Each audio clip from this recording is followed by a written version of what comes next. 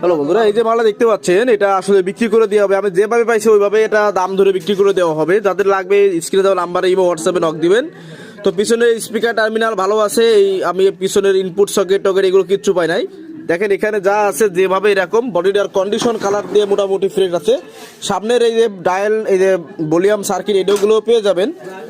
তো আপনাদের যাদের এই বডিটা লাগবে, আবারও বলছি স্ক্রিনে দেওয়া নাম্বারে ইমো হোয়াটসঅ্যাপে যোগাযোগ করবেন। এবং সামনের দেখেন এই যে লেখাটাও কিন্তু খুব স্পষ্ট আছে, এই হচ্ছে বিষয়। এই হাতল কিন্তু নাই।